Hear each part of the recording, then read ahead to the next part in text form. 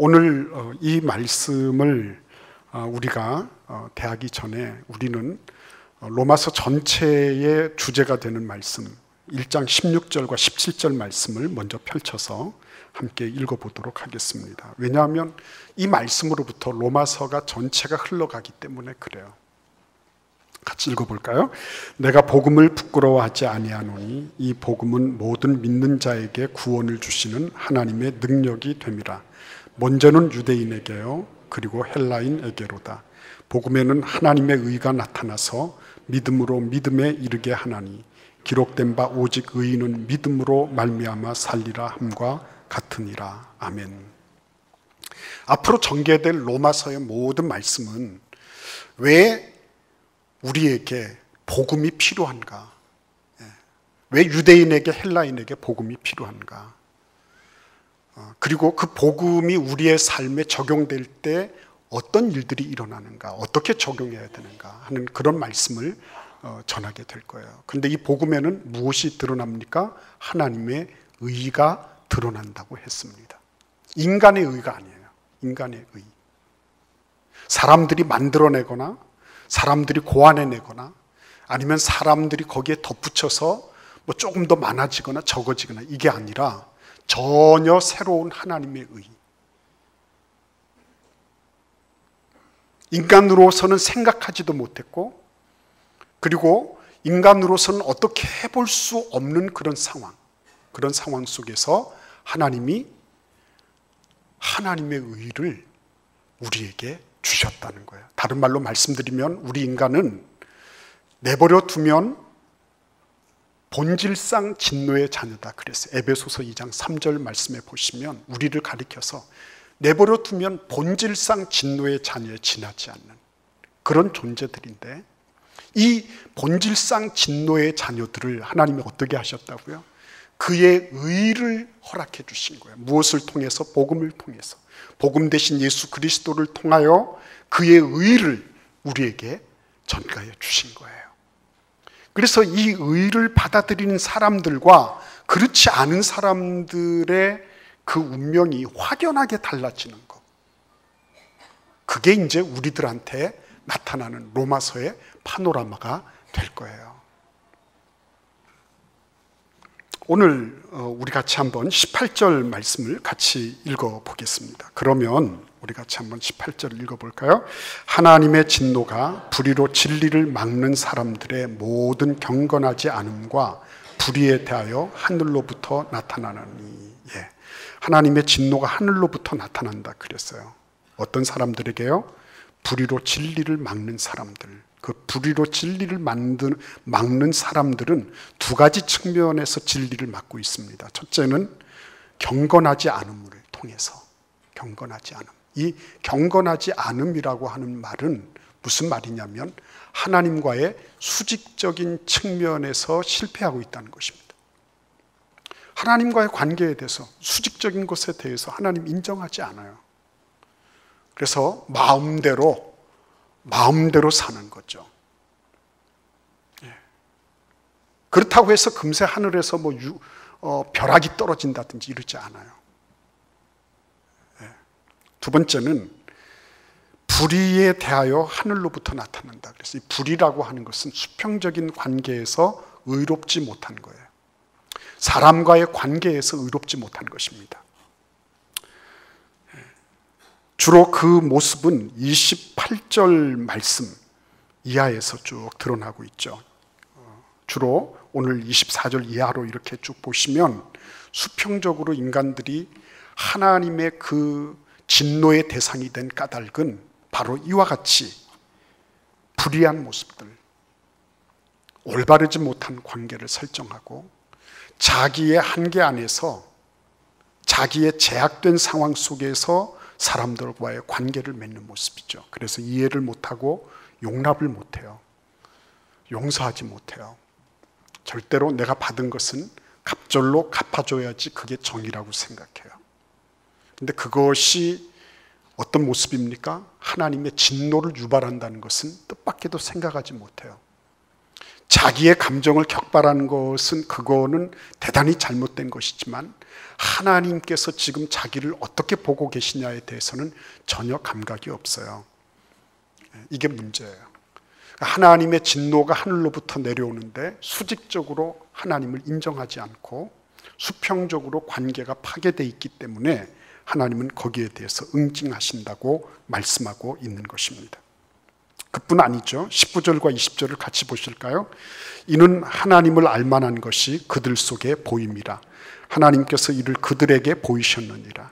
창세로부터 그의 보이지 아니하는 것들, 곧 그의 영원하신 능력과 신성이 그가 만드신 만물에 분명히 보여 알려졌나니 그러므로 그들이 핑계하지 못할지니라. 여러분, 여기 보시면 나는 모르고 그랬어요. 나는 하나님이 있는 거 몰랐어요. 그렇죠? 하나님 있는 거 몰랐어요. 내가 교회는 몇 번 다녔지만 나는 그냥 교회 갔다가 졸다가 나왔는데 하나님이 계신 건 난 몰랐다니까요. 이렇게 말씀하시는 분이 있어요. 모르면은 죄가 없어지나요? 그러니까 여러분, 하나님의 진노의 대상이 된다고 하는 것은 말도 많고 탈도 많고 핑계할 것도 많지만, 그러나 사실은 하나님께서는 그러한 모든 것에 대해서 이미 다 대책을 마련해 놓으신 거예요. 이미 어느 누구도 핑계하지 못하도록. 나 저 사람이 그래서 그랬어요. 그죠? 저 사람이 그래서 그랬어요. 그러나 내가 잘못한 건 내가 잘못한 거예요. 그 사람이 어떻게 했든지 간에 나는 나대로의 책임이 있는 거지. 그 사람이 그랬기 때문에 네가 그렇게 했다고 해서 정당한 이유가 있다. 이렇게 하나님은 지금 말씀하고 있지 않아요. 네. 여러분, 우리 같이 한번 21절도 읽어볼까요? 하나님을 알되 하나님을 영화롭게도 하지 아니하며 감사하지도 아니하고 오히려 그 생각이 허망하여지며 미련한 마음이 어두워졌나니. 예, 하나님은 그 사람이 누구인지 묻지 않으세요. 그 사람이 배웠느냐 못 배웠느냐, 남자냐 여자냐, 나이가 있냐 없냐, 아니면은 이전에 고대 시대 사람이냐 지금 현대 사람이냐 묻지 않으시고 다 하나님을 알게 하셨다고 말씀하고 있어요. 하나님을 알되. 근데 문제는 어디 있습니까? 하나님을 영화롭게도 감사하지도 않아요. 다들 그러잖아요. 왜 당신 옛날에 교회 다니다가 지금 교회 안 다녀? 그러면 이런 말 나오죠. 나 하나님 있는 건 알아. 근데 교회는 싫어. 그 사람들 다 하나님 있는 거 알아요. 그렇지만 말합니다. 하나님이 있다고 해서 하나님 있는 건 알아. 그러나 하나님에 대해서 내가 뭘 가지고 있는 건 아니야. 하나님 있는 거 아니까 내비둬. 나 때가 되면 내가 알아서 교회 갈 거야. 이렇게 생각하는 분들, 이렇게 말씀하시는 분들 많이 만날 거예요. 그런 유죠. 감사도 없어요. 영광스럽게 하는 것은 그거는 생각도 없어요. 예배를 드려도 내가 내 자신이 하나님을 향하여 최선을 다해서 하나님께 영광을 돌리겠다는 의식 자체가 없죠. 자기 스스로 내가 지혜 있다고 생각해요. 이런 분들 치고 어떤 이 인생에 대해서 세상에 대해서 경륜이 없는 분들을 볼 수가 없어요. 이런 분들일수록 자기 주관이 뚜렷하고 자기는 나름의 인생길을 힘차게 걸어가고 있다는 자부심으로 아주 가득 차 있어요.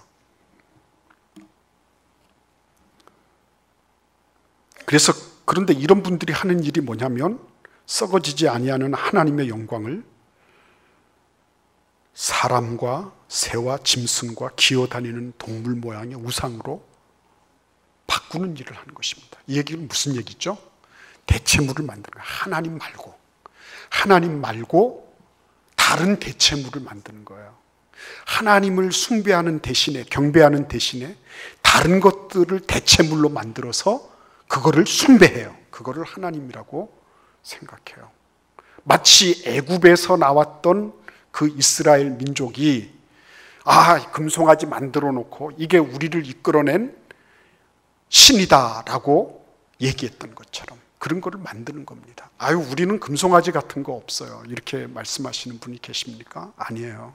오늘날에도 하나님을 대신하는 돈이 하나님 대신이 될 수 있어요. 돈을 숭배할 수 있어요. 권력을 숭배할 수 있어요. 높은 사람이면 무조건 존경할 만한 사람이라고 생각해요. 이런 사람들은. 돈 많은 사람이면 무조건 괜찮은 거예요. 그것이 어떤 경로를 통했든지 간에. 그렇죠? 성공이 이러한 대체물이 될 수 있는 거예요. 그러니까 섬기기는 섬기는 겁니다. 숭배하고 경배합니다. 그런데 하나님 말고 다른 거. 그죠? 우리 24절과 25절 볼까요? 그러므로 하나님께서 그들을 마음의 정욕대로 더러움에 내버려 두사 그들의 몸을 서로 욕되게 하셨으니 이는 그들이 하나님의 진리를 거짓 것으로 바꾸어 피조물을 조물주보다 더 경배하고 섬깁니다. 예, 여러분 여기 보시면 하나님이 이러한 사람들을 어떻게 하셨다고요? 정욕대로 내버려 두사 그랬어요. 내버려 둔다 그러셨어요. 여러분 내버려 두는 겁니다. 하나님이. 무섭죠? 내버려 둡니다. 어떤 증상이 나타나는지 아십니까? 내버려 두면? 내버려 둘 때 나타나는 현상이 뭐죠?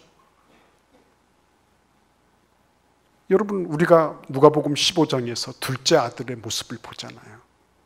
아버지가 내버려 두잖아요. 자기는 스스로 지혜 있고 분별력이 있어요. 외국에 나가서 투자하면 이 아버지 이걸 가지고서 몇백 배, 몇천 배를 뻥튀기 할 수 있을 것 같아요. 호기롭게 나갔죠. 근데 아버지가 안 붙잡아요. 내버려 둡니다.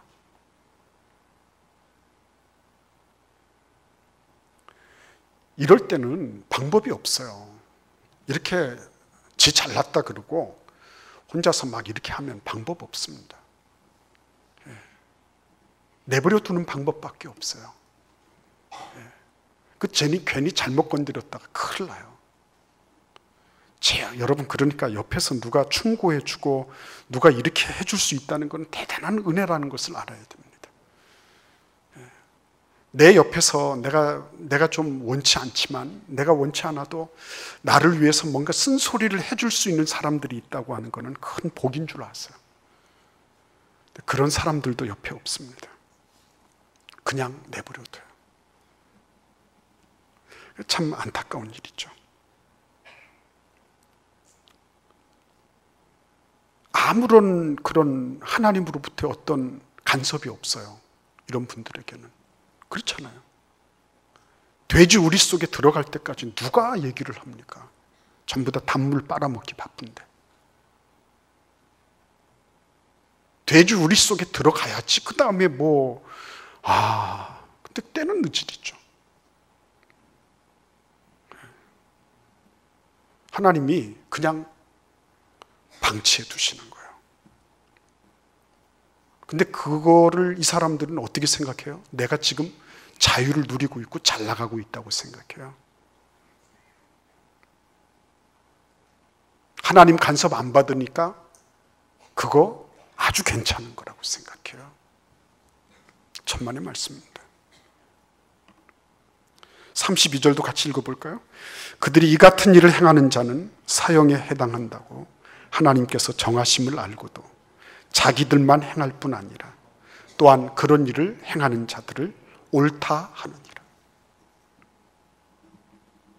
제일 큰 문제는요, 이게 이 악이 가지고 있는 그런 모습 속에 모습 중에 하나가 뭐냐면 악은 군집성을 가지고 있어요. 자기 혼자 하지 못합니다. 악은 반드시 옆에 누구를 거느려야 돼요. 그래서 공범이라는 게 꼭 있는 거예요. 단독 범행 쉽지 않아요. 악은 누군가가 옆에서 조장해주고 누군가가 그 악에 대해서 같이 협력해주는 뭔가를 필요로 해요. 근데 오늘도 여기 보시면 이 사람들은 어떻게 합니까? 하나님께서 이런 자들에 대해서 벌한다고 하는 것을 분명히 알고 있으면서도 자기들만 행할 뿐 아니라 그랬어요. 무슨 얘기죠?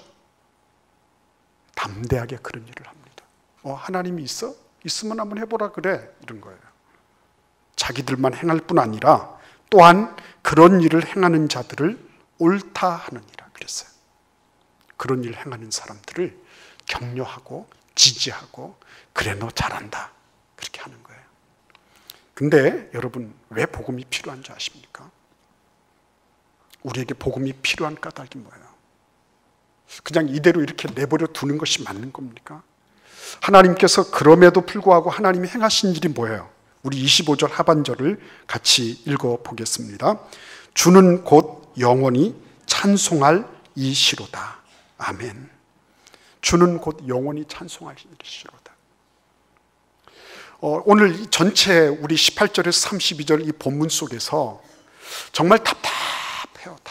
아마 사도 바울도 이것을 수평적으로 수직적으로 이런 것들을 묘사하면서 너무나 눌렸을 거예요. 그러니까 여러분 오늘도 25절을 쭉 읽어보시면 이게 문맥이 잘 맞지 않는다는 것을, 이게 참 부자연스럽다는 걸 금세 알게 돼요. 한번 제가 읽어드릴까요? 이는 그들이 하나님의 진리를 거짓 것으로 바꾸어 피조물을 조물주보다 더 경배하고 섬김이라. 주는 곧 영원히 찬송하실 이시로다. 아멘. 여러분 저 같으면 이렇게 돼야지 문맥이 맞다고 생각하거든요. 이는 그들이 하나님의 진리를 거짓 것으로 바꾸어 피조물을 조물주보다 더 경배하고 섬김이라. 그들에게 평안이 없으리로다. 그들에게 형벌이 있으리로다. 이렇게 돼야지 말이 맞을 것 같잖아요. 근데 느닷없이 뭐라고 얘기합니까? 주는 곧 영원히 찬송할 이시로다. 왜 이렇게 했을까요, 여러분? 왜 여러분 사도 바울은 이 문맥에도 맞지 않는 부자연스러운 이런 말을 거기에다가 기록해 놨을까 하는 거예요. 아마도 자기의 처지를 받지 않았겠어요. 하나님이 나를 이렇게 본질상 진노의 자녀였는데 하나님이 나를 이렇게 참으셔서 나를 받아주셨구나. 주는 정말 고맙습니다. 주는 영원히 찬송받을 그런 하나님이십니다. 그죠? 자기의 처지를 틀림없이 봤을 거예요. 그러나 동시에 자기뿐만 아니라 하나님의 긍휼과 자비 때문에, 하나님의 복음 때문에 진노를 받아야 마땅한 인생이 구원받았다는 거.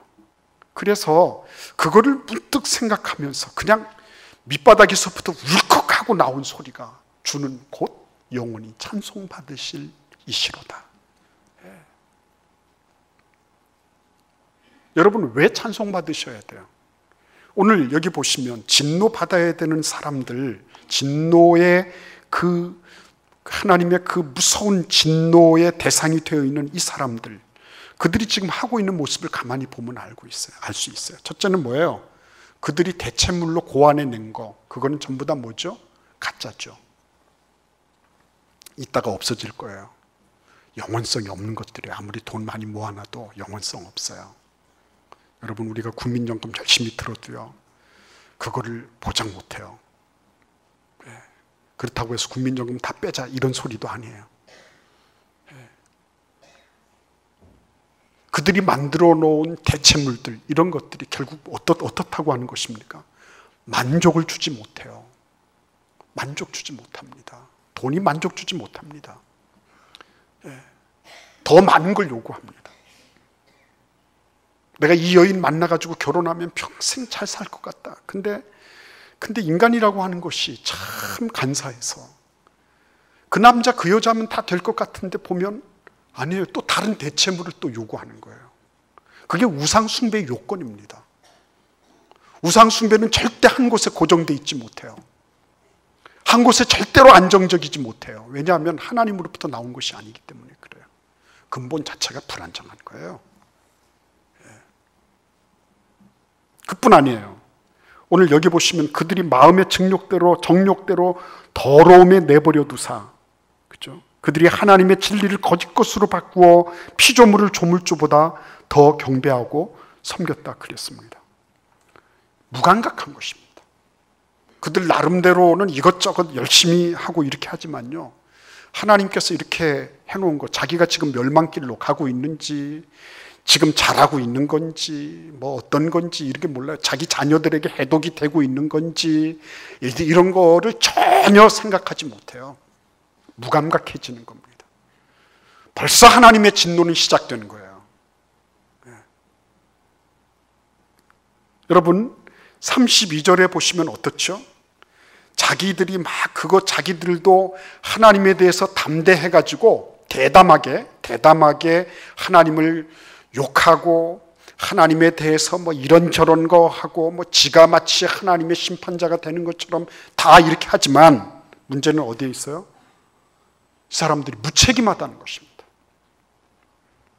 우리에게 있어서 이렇게 가는 이 압도적인 이런 거잖아요. 우리 지금 대전 시내에도 150만 명 뭐 그 정도 된다 그러는데요.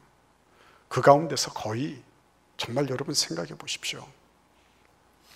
20% 미만의 사람들이 예수 믿는 거예요. 20% 미만의 사람들이. 그들은 하나님에 대해서 별로 알려고 하지 않아요. 자기들이 지금 걸어가고 있는 것이 최상의 길이고 자기 스스로 지혜롭고 자기 스스로 모든 논리를 다 갖춘 사람들이죠. 그런 길에서 우리가 건짐을 받은 거예요.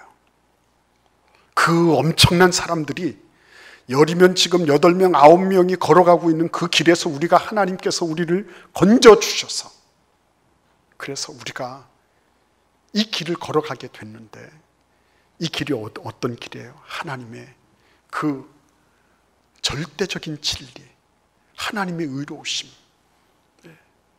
복음에는 하나님의 의가 나타나 믿음으로 믿음에 이르게 하나니 그 하나님의 의가 우리에게 값없이 예수 그리스도로 말미암아 주어졌다는 거예요. 이거 말고 뭘 어떻게 믿을 수 있겠습니까, 여러분? 뭘 믿겠어요? 여러분이 정권을 믿겠습니까? 안 그러면 뭐 어떤 열강을 믿겠습니까? 무슨 기술을 믿겠습니까? 뭘 믿을 게 있어요? 그렇죠? 근데 하나님께서 우리에게 그것을 값없이 주신 거예요.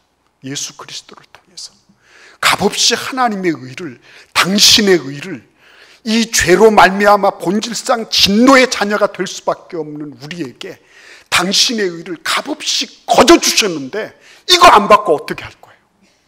어떻게 변명할 거예요? 오늘 이 자리에 오신 여러분 한 분 한 분에게 하나님께서 이 거저 주시는 의로 말미암는 축복이 충만하시기를 기원해요. 여러분이 이거 안 받으면 더 이상 희망 없어요. 더 이상 이것 외에 방법 없어요. 내가 주인 돼 있어요. 내가 내 뜻대로 한번 해보겠다고요. 내 주관 가지고요. 아유, 참, 전 너무 그거 안타깝게 생각해요. 내 자존심요? 내가 지금 뭐 어떻게 하겠다는 거요? 아이고, 그거 아니에요, 여러분. 조금 지나가 보면 별거 아니에요. 힘 없어지고 이렇게 해보면 그거 아닌 거예요, 그거. 세울 것도 없고 그럴 거 아무것도 없어요. 그냥 하나님께서 나에게 값없이 거저 주신 거 그거 그냥 받으면 돼요. 그래서 주님이 나의 주인이 되셔서 나의 삶을 그냥 이끌어 가시는 대로 한 걸음 한 걸음 이끌림을 받고 인도하심을 받고, 그렇죠? 그게 수동적으로 보입니까? 아니에요. 가장 도전적인 삶이에요. 보이지 않지만 보이지 않는 그 하나님, 그 보이지 않지만 엄존해 계시는 그 하나님의 인도하심을 받는 것처럼 위대한 모험과 도전이 없는 거예요. 무기력해서 그렇다고요? 천만의 말씀입니다. 똑똑한 자네는 그러면 얼마나 잘 사는가 물어봐야 되는 거예요. 행복하십니까? 하나님 없이 교회 나와도 하나님 주님으로 섬기지 못하는 그런 삶을 살면서 행복하시냐고요? 그렇지 않습니다. 정직해야 되죠. 하나님 주인으로 모시는 그런 은혜가 있기를 바랍니다. 우리 주 예수 그리스도 주님으로 모시는 그런 복이 있기를 바랍니다.